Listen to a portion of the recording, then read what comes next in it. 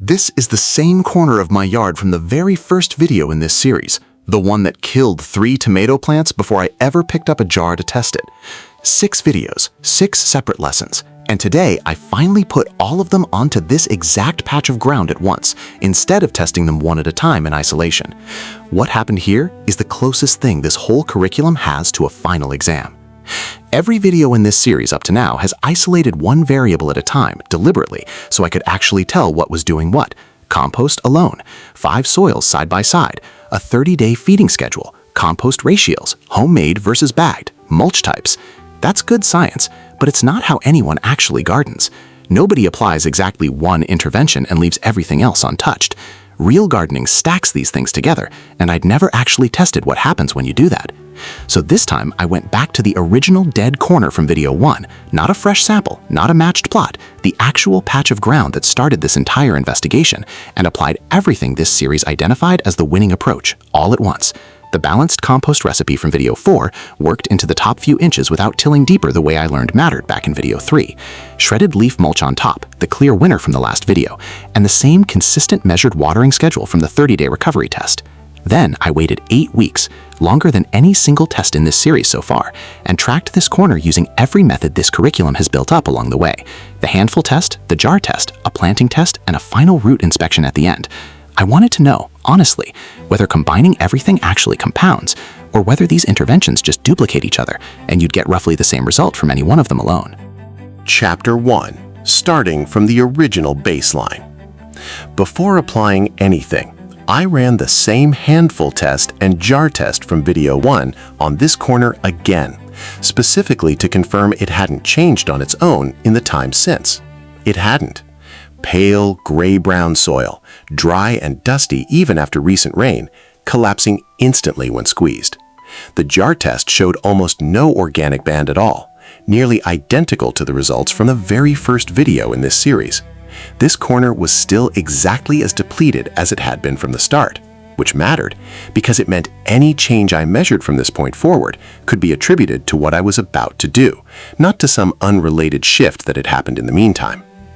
I applied the video 4 compost recipe first, the balanced, roughly 2 to 3 parts browns to 1 part greens mix that produced the strongest jar test results of any homemade compost in this series.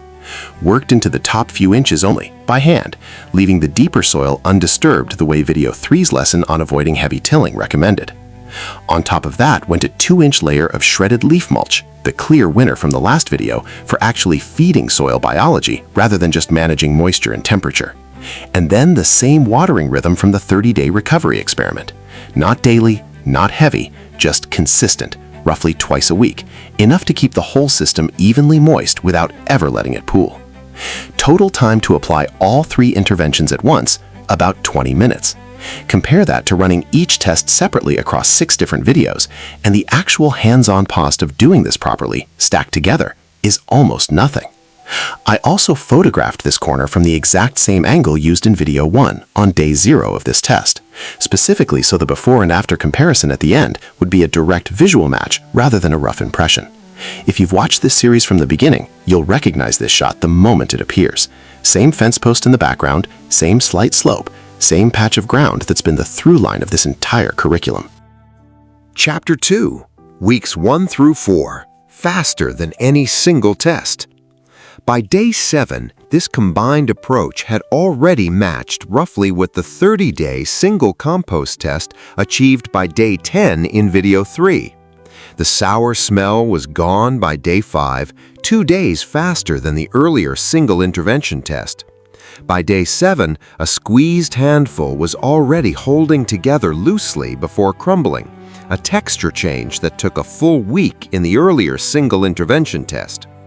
I'm being careful not to overstate this as some dramatic multiplier effect because it isn't quite that clean, but it is a real measurable acceleration, and the most likely explanation lines up directly with what video 6 taught about mulch.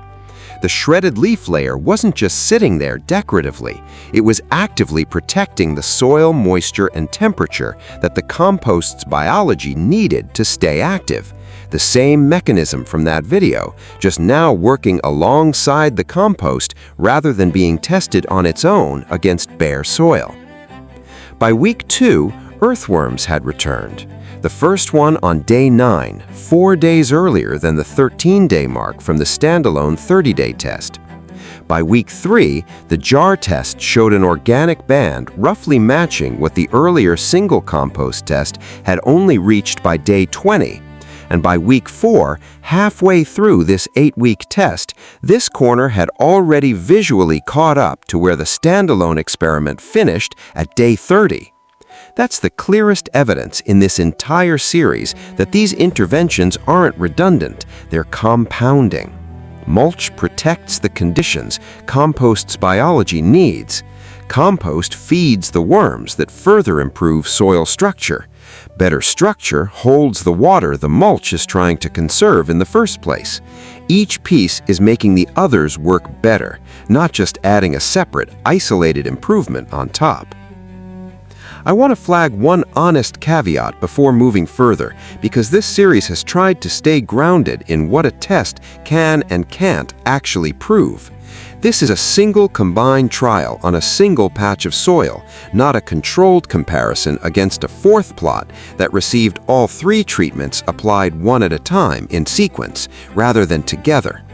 I can't rule out that some of this speed came simply from this corner having already been disturbed and worked once before, back in the original video 1 testing. What I can say with confidence is what actually happened here, measured the same way every other test in this series was measured, and it's the fastest recovery this curriculum has produced so far. Chapter 3, Weeks 5 through 8, Where It Actually Landed. The second half of this test was less about dramatic new milestones and more about watching whether this accelerated start would hold, or whether it would plateau early and simply arrive at the same ceiling as every other test in this series, just faster. It didn't plateau. By week 6, the worm count in a single test handful was at 9, higher than any previous test in this series reached at any point, including the full compost-fed section from video 1 that had a year of investment behind it. By week 7, I found the same thread-like fungal structures noted back in the 30-day video, except more extensive this time, running through a noticeably larger area beneath the mulch layer. The final jar test, run at week 8, produced an organic band that, side by side with the compost-fed soil sample from video 1, was genuinely difficult to tell apart. I want to be precise and honest here, rather than oversell it. This is 8 weeks of combined intentional intervention approaching results that took a full year of consistent ongoing compost application to achieve naturally. It's not identical, and a single 8-week test isn't the same as a full year of seasonal investment, but it's remarkably close, on the exact same soil that started this entire series unable to keep a single tomato plant alive. To put a final number on it, 8 weeks, roughly 2 hours of total hands-on labor spread across that time for compost application and watering, and a corner of my yard that went from killing every plant I put in it to soil that a jar test can barely distinguish from the most biologically rich section of my entire garden. Chapter 4, The Planting Test That Closes the Loop. I couldn't end this video without doing the one thing that started this entire series, actually planting something in this corner and watching what happened, the same way 3 tomato plants died here before any of this began. I planted the same tomato variety used throughout the series in the now treated dead corner, alongside a control plant in a pot of the original untreated soil I'd saved a sample of from before this test began, specifically to make this final comparison possible. The control plant in the original untreated soil followed almost exactly the same pattern as the failed plants from video 1. Slow, weak germination, pale, yellowing early leaves, and clear signs of struggle within the first 2 weeks. Nothing about that soil had changed because nothing had been done to it. It was the same dead soil this series opened with, behaving exactly as dead soil behaves. The plant in the treated corner did something this series has never actually shown before, because every previous growing test used pots of soil taken from elsewhere, not the original ground itself. It grew like the compost-fed bot from video 2. Strong, even germination, deep green color, steady upward growth with no stalling. The same patch of earth, the same seed variety that failed here 3 separate times the year before. A completely different outcome achieved in 8 weeks using nothing more exotic than compost, mulch, and consistent water.